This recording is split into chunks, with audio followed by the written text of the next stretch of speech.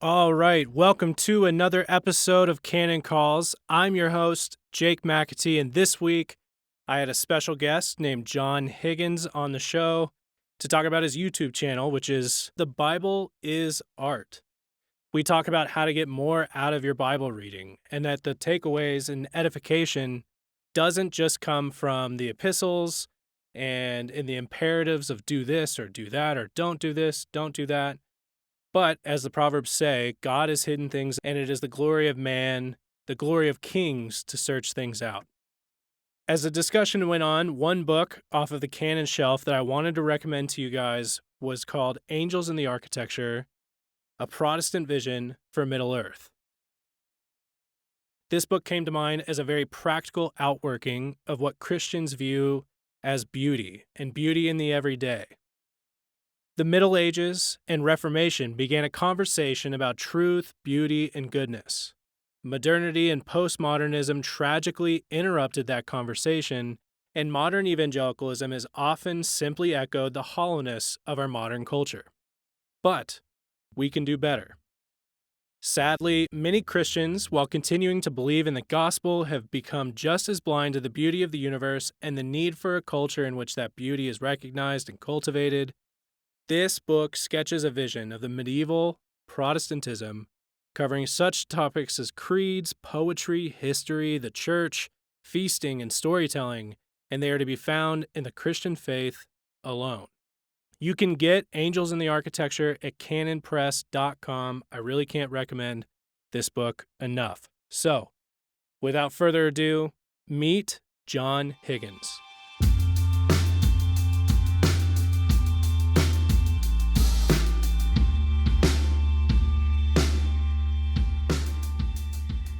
Alrighty, welcome to another episode of Canon Calls. This week, special guest John Higgins of the YouTube channel The Bible is Art. John, thank you for hanging out, especially on such short notice. I'm very happy to be here. Thanks so much, Jake. As I said, you have a YouTube channel. Could you just do us a favor, introduce us to who you are? Yeah. So I run a YouTube channel called The Bible's Art, like you said, and it produces videos on literary artistry of the Bible, different aspects of the literary artistry of the Bible. So that's the main theme of it, but sort of overall, it goes into theology of beauty, Christian thinking about beauty. So we delve into film and literature and painting and anything that touches on aesthetics from a Christian perspective. Okay. And then you mentioned too, you have a podcast. Mm-hmm. What else? So what is that? What is that? So that's just the audio version of That's the okay. channel. Okay, Yep, there we yep. go. There we Make it a go. little more accessible. So, are you running that full time? No. This is a side hustle. Yeah, I love it. All right. It's my sort of passion project. Okay, cool. That's awesome. So, now you mentioned it's The Bible as Art. You cover several different topics. The Bible as art, as opposed to what? Yeah, that's a great question. So, sometimes people get confused and they say the Bible is art because they think it has to do with something like like Bible pictures or something like that. It doesn't have anything to do with that. Art in the older sense of the term and in the sense of skill. So, back when I was in graduate school, I started reading a handful of different authors. So my education was in a sort of standard kind of evangelical way to read the Bible, which is great. And but what I found is there were these authors, some evangelical, some not, who started writing these. And this started happening back in the 80s, a little bit before then. Whoa. Just kidding. Can you believe it? They're picking up on earlier traditions from the fathers, from medieval rabbis and things like this. But and they were saying, the Bible isn't it's not just a vessel for doctrine. It's not just a moral guidebook, but it is an aesthetically sophisticated document where every word and phrase has been specifically crafted for the end of the author, right? And so, and you would get these authors, and so these are authors like, and they sort of group into, so there's a set of Jewish authors like Robert Alter and Shimon Bar Efrat and Meir Sternberg, and there's some evangelical authors like, Peter Leithart and James Jordan and Warren Austin Gage and Greg Beale, and but they all shared this assumption that the Bible is a deep text and there are multiple levels in it, and it's not just an understanding the Bible as a work of literary genius is not just kind of like a fun thing to do. There's a great essay by Jan, I'm not sure how you pronounce the name, Jan Fokelman, on his website, who on this topic, and he says, it's literary interpretation, narrative interpretation of the Bible. It isn't just one among many. So you have redactional criticism and all these different types of things. He's like, if you understand what the Bible is, what genus it's a part, it is a book, and it's mostly stories and poetry. And so the way that you interpret this is by literary tools, right? And so the form is part of the content. These things are married, right? And it's one thing, and it's not just the husk to get something else, but it's one big beautiful thing. There it is. So that's really, really good. So you said you found, or you started reading, you came across guys in the 80s who were doing a bit of this, and then you thought, what did that add to your already, you said you kind of had a baseline evangelical Bible reading sort of software going. Yeah. What did it add to your reading? Yeah. So I at first, I began to be interested. At first, I was studying philosophy, and I began to be interested in aesthetics. Just the study of beauty. And when I started to read these guys, it was opening up a whole new world for me. And I always think about what makes a good, one of the features that makes a good teacher is when not just that they're teaching you isolated helpful facts, as important as that is, but they're teaching you to be a better noticer of the world. And I noticed with all of these authors, when I would read them, they would be helping me read the world better. And it wasn't just that I learned, because sometimes you'll read through some authors and be like, here's just a whole cornucopia of our interpretive options, and I'm picking C. And you're like, okay. No, but these, it's like they are guiding you into the world, to inhabit the world in different ways. And so you can see, what one of the fascinating things, and this is part of the idea of the whole channel, is that this transforms how you see the whole world. One of the more fascinating things I've been thinking of in the past years is about how the world is designed in layers.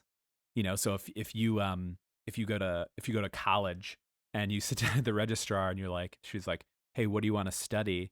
And you're like, the world. And she's like, no, you can't do that. You got to pick a layer, So right. What strata do you want? And it didn't have to be that way, right? It could be, you could just look at your thumb under a microscope and it's just skin all the way down. No, but there's cells, and then those cells are made up of chemicals, and the chemicals are made out of atoms, and there's subatomic particles, and each of these has a whole self-contained world that relates to the different. And this is how the whole world is constructed. That's how literature is constructed. So whether it's a movie or whatever narrative art it is, a story, they're broken up into acts and scenes and episodes and paragraphs and words. And to understand the whole, you have to understand the parts. And this whole thing is one big thing. And so when you're learning aesthetics or just beauty, the form of how things fit together, it's helping you understand the whole world. That's good. So you as a not only as a student, but I'm sure as you taught, the baseline evangelical Bible reading strategy is somewhat new. There are times in our history as a church that there have been some wild reading times, or the things that they applied to the text were just like a Yeah. circus. Yeah. Uh, Very exciting and thrilling and everything else. So, um, what do you think? I assume you started this channel because you saw a need in the market. There wasn't someone doing this consistently with as Yeah. much pressure as you thought you could give to it. So, uh, why do you think, other than the obvious, you love this? Yeah. Why do you think your channel is necessary right now? What happened that we've sort of flattened out the text in a Yeah. way contrary to what you want to see? Yeah. Okay. Two questions. One, the negative one about crazy stuff. Um, Well, you know, it's not always negative. yeah. It's not always No. negative. Yeah. No, I agree. I think that the fathers, the medievals, they had good intuitions, but sometimes they lacked precision. Um, modern evangelicals are the opposite. There's a high degree of precision. We know more about the languages and everything, but there's not great intuitions. And so you can read through this highly technical thing, get done with 1,000 pages, and have no greater understanding of a story.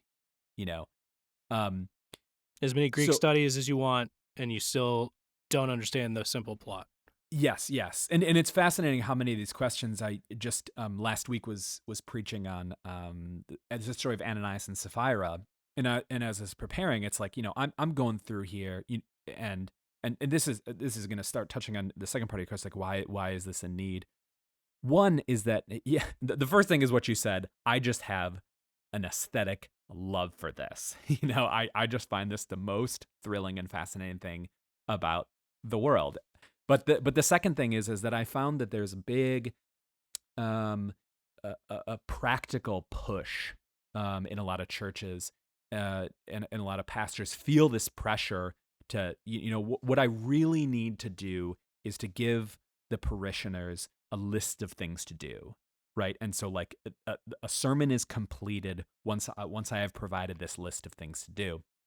And what's fascinating to me is that if you just take a sort of like a prima facie, just read it over reading of the text and ask yourself, how much like stories as opposed to like application is there for the first hearers of this thing?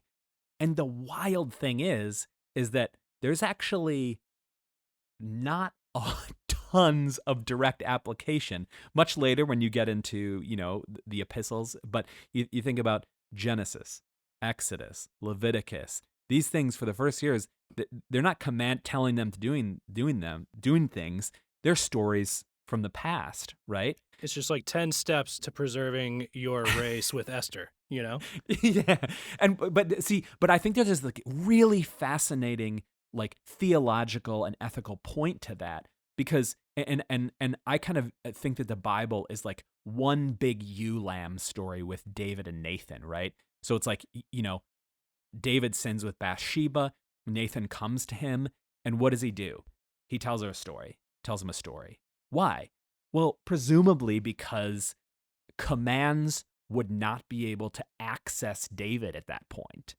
You needed a more potent tool. And so he tells him this story, and I kind of view that as the structure of the Bible, because like when people, and we've all heard this before, like you're teaching or you're in a Bible study or something, and people come and you're explaining text, and they say, well, what does this have to do with me? And on the one hand, you could view that as like good, but there could be a negative side to that where like everything has to relate to me. And it's like, maybe it's good that you spend 40 minutes relinquishing attention on yourself and involving yourself in the world of another and their concerns, I'm And offended maybe as a that's modern that you would even propose such a thing. yeah. Yeah, and I think that that's kind of part of the Bible, where it's like, hey, maybe what's going on with your sister, maybe you need to hear what God was doing with Abraham. Yeah, so but my sister, it's like just forget about that for 40 minutes. Yeah, this is essentially slipping past the Lewisian dragons of sorts. That's Yeah. how Lewis described his conversion of myth was able to slip past what he was ready in terms of nonfiction arguments and Yeah. premises. Myth sort of slipped past that and got a hold of his affections and loyalties, which is sort of cheating. Ye- well, yeah, cheating is one way to describe it. Like the other way, the other way that you could describe it is like if life is a story, then addressing us in story is its most native form, and so it's like what one thing is there is that just sort of like entertainment aspect of kind of like slipping stuff in, but also it's like that is how we live, you know? Right, right, right. And just as human beings, like Yeah. these are sort of human beings are not necessarily logic choppers as much as Mm. they might think they'd like to be. Yeah. Right. Right. There's more to life than just logic. Right.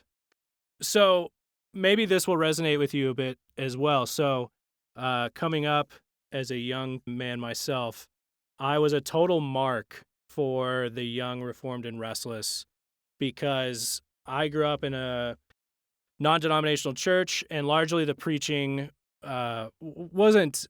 It just you sort of felt like what's the old saying of if the text had chicken pox, the pastor always sort of made it out healthy.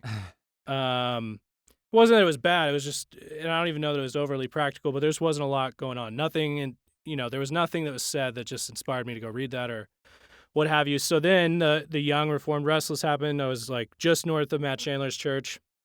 It was like, wow, I've never heard preaching like this. And in particular to this conversation, what I'm thinking is there's the classic Matt Chandler, which I think, in all fairness, I recently saw you took this back, but there was the "You're not David." When basically making a rhetorical mark that when you look at the text, there are those preachers, generally like the Stephen Furticks of the world, that want to cast themselves as a hero, and they do, things that make you Yeah. like kind of squirm a bit. Yeah. And so I was like, yeah, absolutely. You're not the hero. You're not David. If anything, you're like the cowards on the sideline. Yeah. And then that's sort of gone away and just getting older and hopefully more mature.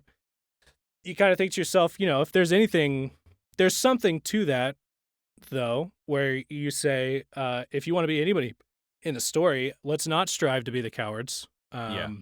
You definitely don't want to be Goliath. Yeah. Let's find out, it's not just that Jesus is David, you're the coward, sin and death is the Goliath. Yeah. That's a fair reading of the text, but I think it would be just as fair to view it another way. Does that brief historical synopsis, does that resonate at all with you? Is that Totally. Oh yeah. I've thought about this a lot because that was kind of like, you know, w- everyone in the well. Okay, let me take one step back and talk about your narrative of the young, restless, and reformed. I find this and is particularly, like when people are coming of age and if their church does not have any much ballast, um they're going to look for something. I mean, it's just the nature of life. You're grown up, you want to go deeper in things, and this is a lot with young men too. And so you look around for options, and the options are, when we were younger, it was like, oh, doctrine, and it's like, yeah, absolutely, that's great. Another big one is like apologetics, you know. Um, and what I find is like, I mean, those are all great, and I would never want to dissuade any of those. Those are important parts of the world, and part of what I'm trying to communicate is that the world is deep and rich and layer, and there are many things going on in it that God has created.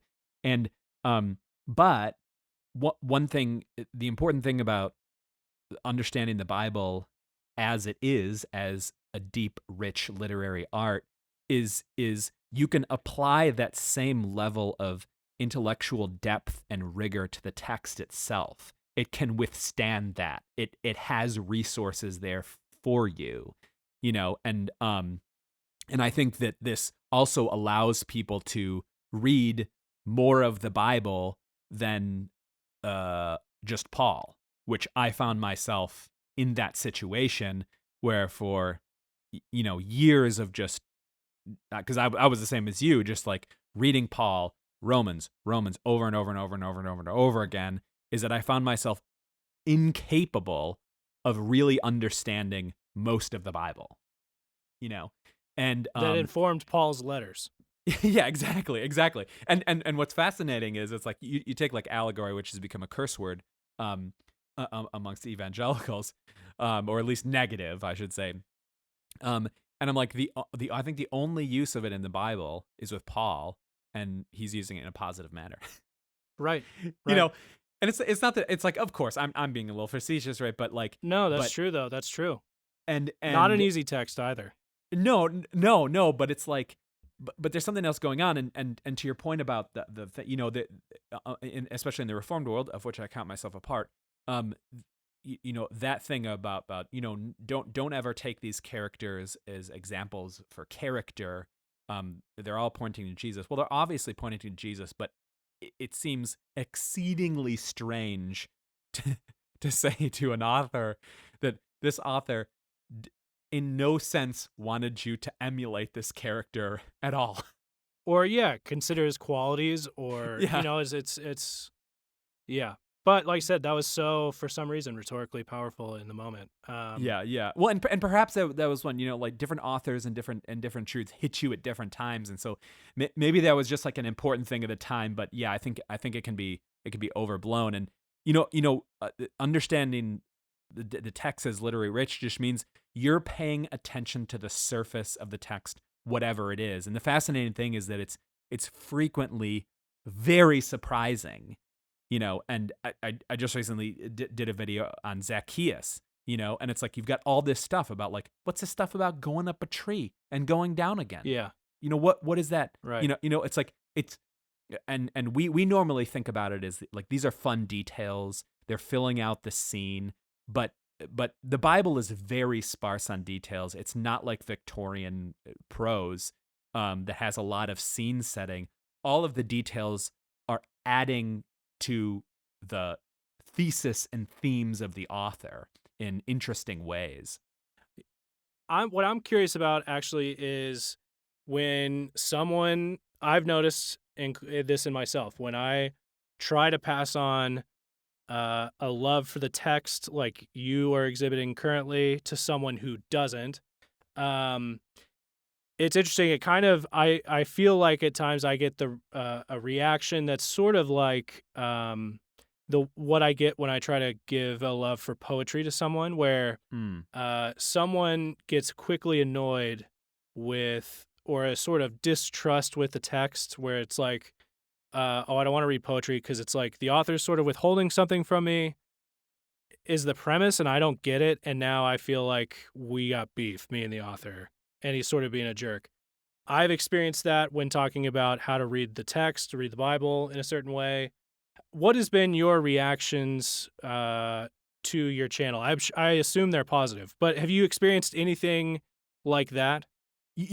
Overall it's positive, and just in teaching like this for many years, it's overall positive. The negative things are, first there's like a distrust, because for a long time there was when you talked about literary stuff with the Bible, you had the association of, oh, you don't think it's true, right?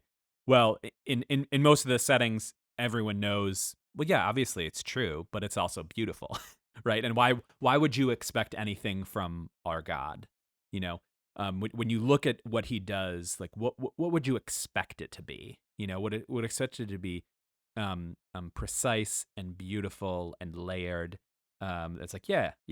So there's that aspect. I think the other thing is that it just takes time. There's some things, if you be like, hey, like how long does it take to communicate a person from one person to another? And you're like, oh, well, that like takes a long time, So it's just hard, and like with like especially with like poetry, it's uh it takes a while because of that withholding thing.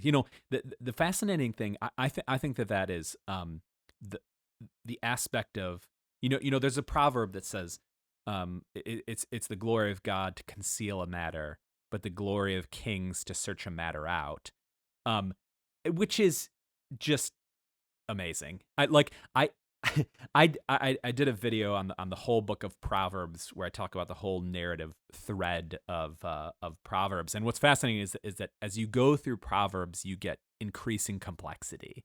Okay, so in Proverbs 10, where the sort of what we think about as Proverbs began, the Proverbs of Solomon, you start out with this with a proverb that says, a wise son is a joy to his father, but a foolish son is a sorrow to his mother, or something to that effect. And you're like, okay, I get that, okay. And then you move to these chapters later, and the opening of the book as a whole chiasm, and on the other side of that chiasm, the opening one is that verse, right? It's a glory of God to conceal matter and glory of kings to search a matter out. And so you're like, okay, we started with wise son, happy father, foolish son, sad mother, and we're getting closer to the end, and it's like, hey, God hides stuff, and you're like, what? And you're like, this is a development. This is different, and the fascinating thing is that it's like, and I don't know if this helps, and maybe this is just more more concealment, but I'm like, everything's hidden. Like everything's hidden until you discover it. Like physics, chemistry, people's thoughts, like everything is hidden. Like what you're going to do tomorrow morning, like and so it's like all of life is like a journey of like concealment and revealing. Every story, like there's this great Mayer Sternberg, who wrote this, one of the seminal books on the poetics of biblical narrative, has a whole chapter on gaps where he talks about how he's like every story works on gaps, and you having to fill these in. And he tells this like little nursery rhyme about Johnny going up a tree and coming down, and his pants are ripped. And he's like, we assume that the pants were ripped because of the tree, but the author nowhere says it. And so it's like literally every story, every conversation, we are filling in gaps. So it's this whole like adventure of like concealment and discovery. That's good. That's good. And I think maybe what some of it is we are very used to edification via bottom line, where, hey, I'll like, here's a sermon and here are the 3 takeaways, go and be edified, etc. Or sort of a general, the letters sort of nonfiction edification, and not trusting or just feeling very dissatisfied with the edification of hunting or approaching the text with that kind of curiosity, which, like I said, how would you, so let's say I didn't, by the way, with the question earlier, I didn't assume you were getting bad takes or bad responses from your stuff, but let's say if somebody had that general overview of like, well, the minute we get into literature and poetry, like who knows and who's to say, what are ways that you tell folks besides, be edified by my channel and the things that I exhibit and imitate me? And I don't mean that in a bad way. That's obviously what you're doing. What are like, do you give them like take homes? Like one thing I was thinking of is I often hear of, we're doing the Bible reading challenge over here, which is, totally. And I was thinking about how good it is to just be reading and moving on. And just knowing I'll be in that text again sometime soon, but it's not, there's a place for, poring over a text, but really the benefit of being so familiar and sort of copious with texts that the Bible reading challenge sort of, I think, promotes, is that, how would you promote something of like, how do I gin up curiosity? Hmm.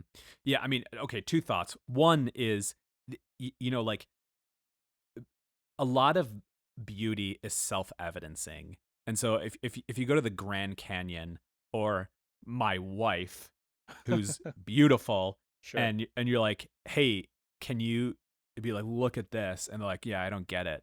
And I'm like, "Well, I could present you with a set of arguments, but none of them are going to be as convincing as the reality of itself." So I find like just having that time, like in Sunday school, unfolding the text for people is like 99% of the time is like the scriptures are amazing, you Yeah. know. I think the other thing is back to like your point. I'm not sure how you said it about like the work or the discovery aspect of it. Like I remember Peter Leithart talking about this once about like, Genesis 1, you have all the discussions about like what constitute, like what is the image of God.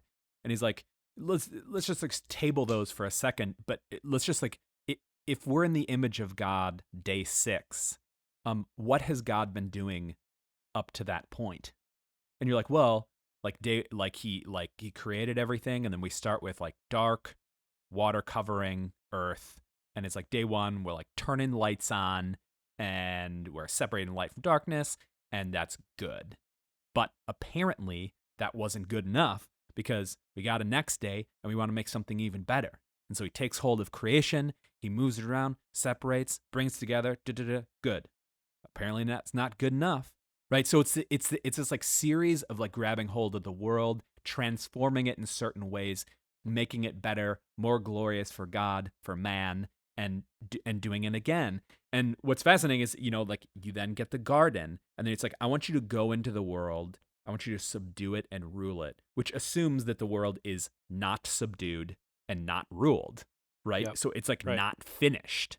And so Right. like you got all this work to do. It's like we were set here to do a bunch of work, intellectual work, physical work, emotional work.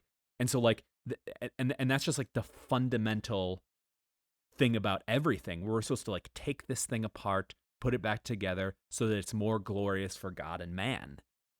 So like and so like that whole process is like that's life. And to say like, well, I want everything to be here on a platter. Like I want my apples and my donuts to be delivered to my door. It's like that's not the plan, bro. Right. Right. Right. Absolutely. So you kind of, it's funny. I tell you, these never really go as planned. So I hope you're laughing at the way I laid out this conversation for you. Oh no, that's totally fine. I Um, get it. at the beginning, but the major question, one of you're currently writing a book, as I understand it, Mm-hmm. and you're sort of teaching through a series on your channel under a playlist called "A Christian Guide to Beauty and Design." One of the questions that I have in terms of objectivity of beauty, which you say Mm-hmm. that's what beauty is, objective.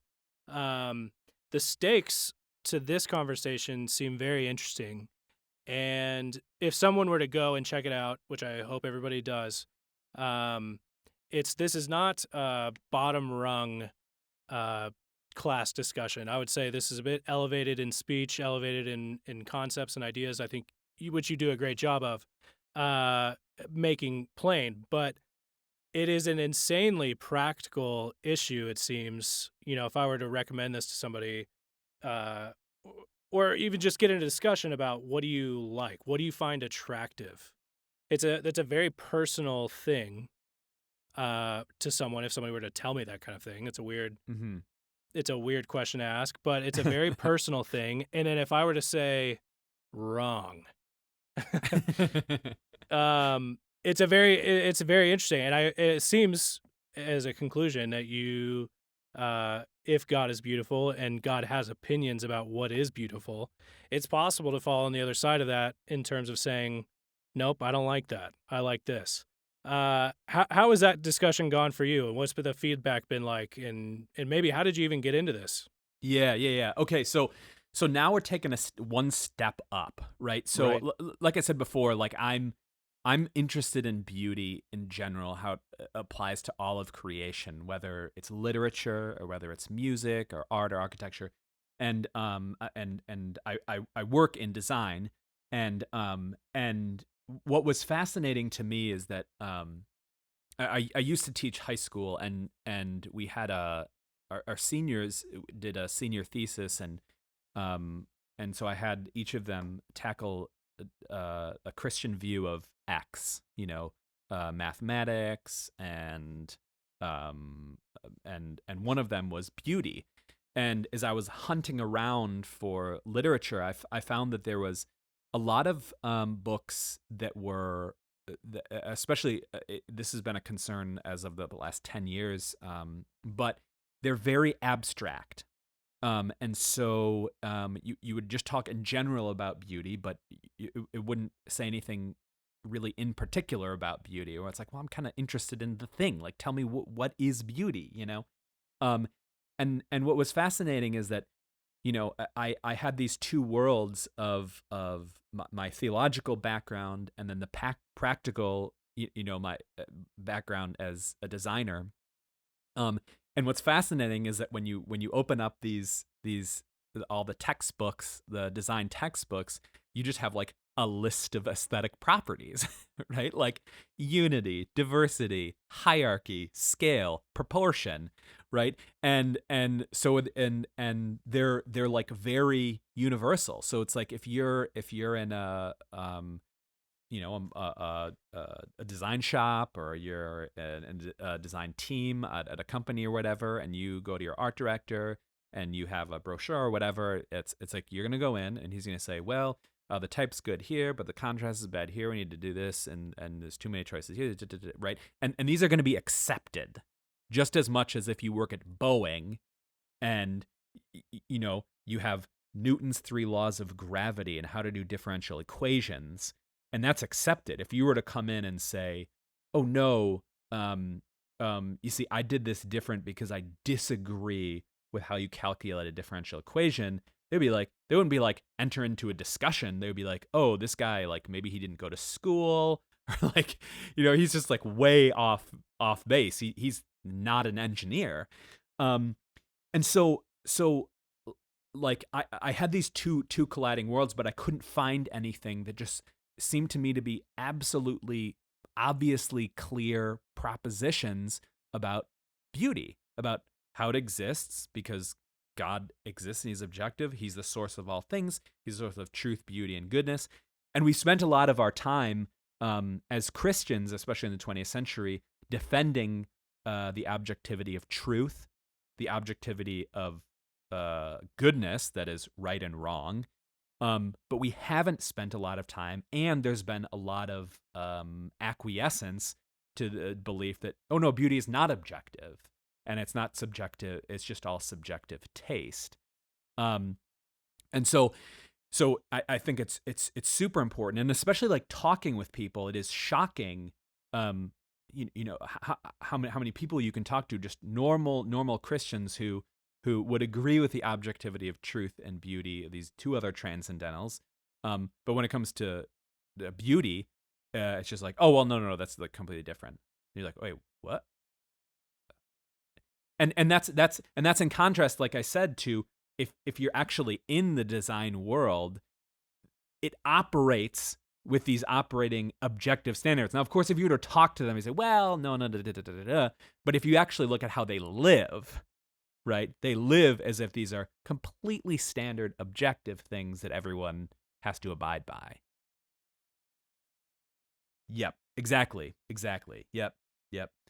And so I think it's important, and I think it's super important practically when people are evaluating artwork, when they're evaluating any type of thing, because it actually makes you a better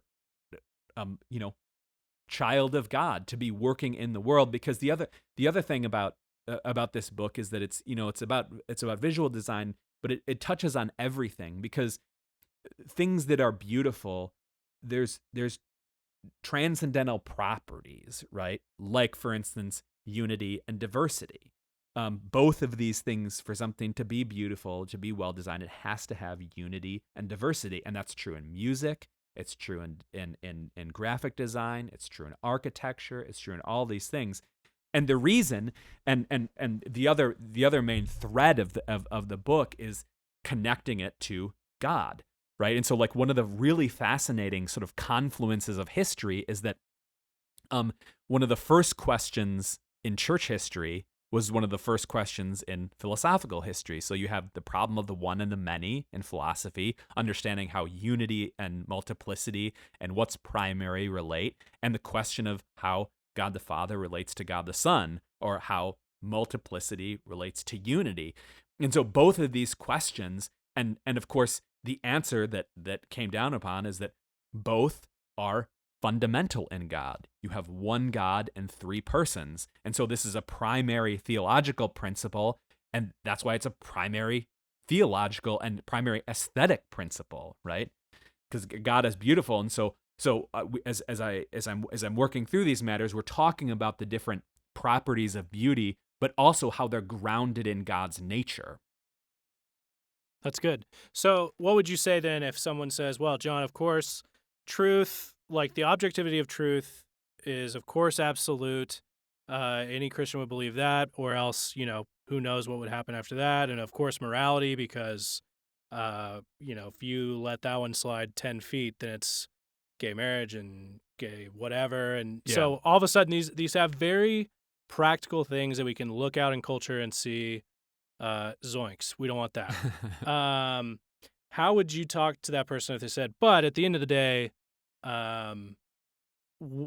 who's really to say about beauty? I mean, you like your wife, he likes his, or he doesn't like his wife, and he just grew out of that. And like, how do you defend beauty's objectivity, and what's at stake by not doing so? Like, what's it really going to hurt? Yeah. Okay, those two questions. Let's take the objectivity argument first, and then we'll talk about what are the consequences of non-objectivity. So I talk about in the book five arguments. One is intuition, and this shouldn't be ignored. Like, I think that our basic, like, if there's fairly universal intuitions, we should have strong arguments against them if we're going to overthrow them. And I think we do, and this is sort of enshrined in our language. So when you tell your wife that she's beautiful, or you see the Grand Canyon or a building, everyone knows that you're making a statement about that thing, not about your feelings. And so if you believe that that beauty is subjective, then when I say that my wife is beautiful, what I'm really saying is something about myself, not something about her, right? And we just don't think that, right? Unless we've been argued into a subjectivist position. So the second thing is, or the other one is the commercial practice, and that's what I was talking about in many of the design fields. There is just these assumed things. You go to design school and you're taught them, just typography 101, layout 101. They're the set of principles. So when you look, it's kind of like when Jesus says, you're going to know them by their love for each other. You look at their actions to see what people actually believe. And so it's like, you can tell me that you think this is, but you're acting like it's objective. So how am I supposed to understand that? There's been fascinating just like cross-cultural studies about beauty as well. And so that there's surprising uniformity. And of course, there's aspects of beauty that are subjective. So if you prefer this color, you prefer this color. But we're talking about one level higher in terms of fundamental features of balance and unity and harmony and things like this. And then the last one is just a theological point. If God is the source of all good attributes, good properties in the world, then he has to be the source of beauty. That's just a deductive argument, right? And so for a Christian, it's a necessary reality. But once again, God made a whole panoply, a whole diverse world, and just because there's aspects of beauty. You've got a whole range of possibilities. Doesn't mean there's some things that are not objective. Now, to the point about what damage does it make is a fascinating question, because I think it's wildly pernicious, in a million ways that are hidden to us, because you think about this with there was just actually I just saw this today. There's and I forget what it's called. It's called something like the Genetics of Design website, where these scientists, they did an eye tracking study between, for instance, a building with a completely glass facade. So that is, in sort of design language, it has no hierarchy, and it's like it's wildly simple, right? Just one surface, no place where you're supposed to look at first, second, third, etc. And then you had a more like classical facade of a home or a building, kind of more like Victorian style, where you had a bunch of windows that had trim. You had a larger entrance, which had a larger trim around that. You had a hierarchy of colors and everything. And what they found was in the eye tracking is that there was this very easy hierarchy, and if people are not familiar with this, hierarchy in design is simply the thing that when a work is designed, whether it's visual or whether it's musical or something, the author should choose what should be looked at first, second, and third. How do you enter into the work, and how should you exit the work? And that whole experience is designed, and that's true with architecture as well. And this makes actually experiencing the work much easier, because just even practical things, I know where to enter in, I know my options for wayfaring, and it makes it a very peaceful and easy experience. Well, so when you had the classical facade, people looked, and it was everyone was very clear what you look at first, what you look, and it's easy to interact with, and it's enjoyable to interact with.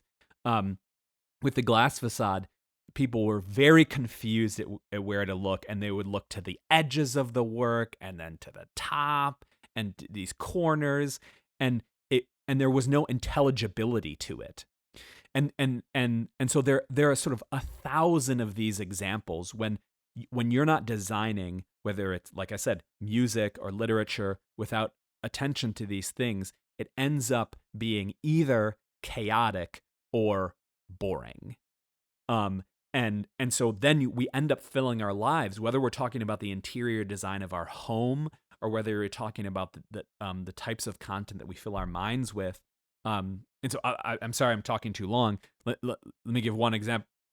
Let me talk. So like in the chapters I have on unity and diversity, it's talking about how these are the two most fundamental aesthetic properties, and they both need to have them. And I say, when you see a piece of design, and once again, I'm using that in the broadest sense of music or architecture or a brochure, and you look at it and something doesn't feel right, because a lot of this is starts with intuition. You can ask yourself, is it that I think this is boring, or is it confusing? Because if it's boring, that means there's not enough diversity, right? So it's just a blank page. And the way this works out in artistic history is you think about like brutalist architecture, where you just essentially have boxes. No or very small windows, no trim, no edges, right? It's just boxes on top of boxes. If it's confusing, then that means there's too much diversity and not enough unity, right? So you think about something like a Jackson Pollock painting, right? Where you're just like, I don't know, and when you ask yourself one of those, then you can diagnose the design. And you can say, oh, okay, then I need to, if it's confusing, then that means I need to reduce a number of aesthetic features, whether it's color or scale, and and it's fascinating that we even have this. You have like brand style guides, which exist to ensure unity, or in music, you have time signatures and key signatures to ensure unity, right? And so we even have these practices to ensure that these two properties of unity and diversity are balanced.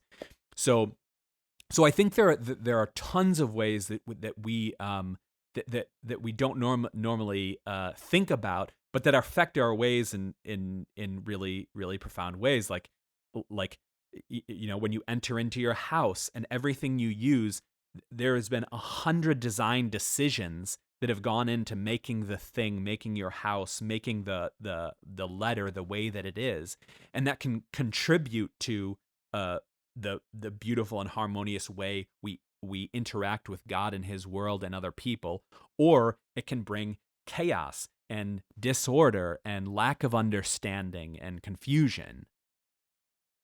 Right. Right. Okay. So with it's very quick. It's very easy to see how sort of this latter half of the discussion definitely applies to the former part in terms of biblical hierarchies and narrative and plot and everything else. Yeah, yeah, yeah, and that's what I really hope that this book and other resources that people put out will contribute to a greater emphasis in education, where you're teaching these fundamental aesthetic features of the world, because they cross so many different disciplines and experiences of our life. They have this wonderful ability to, when you get trained in one thing, it applies to other areas of your life. So when you're trying to form your home, you can say, well, I know about that there should be unity, but there should also be hierarchy. So when I enter into this room, what's going to be the first thing they look at? Is there anything? If it is, what should it be? How can that lead me in good and beautiful and virtuous ways? Or is this confusing? Are people unsure of what to do? This is true if you're making a dinner and you're having guests over. And so all of these aesthetic features are and it might seem super abstract, but once you have the practice of being able to apply them to 1, 2, or 3 things, all of a sudden the whole world is opened up, and you'll find yourself moving through the world, looking at signs and looking at buildings and listening to music, and you're like, oh, you know what? That melodic line hardly moved at all, and I find myself sort of bored with it. And you're starting to make these cross-disciplinary connections that are really compelling and helpful. Now everybody's just going to be judging their in-laws' interior design choices. So, well, that's kind of the goal. So I'm glad about that. So everybody can thank John Higgins over at The Bible is Art. Go check out that YouTube page. We look forward to. We'll keep everybody privy to this book that you've been talking about. Thank you. Thank you very much, John. Yeah, totally. Thank you for coming on, man. I really appreciate it. Thanks for having me on, Jake. I really appreciate it.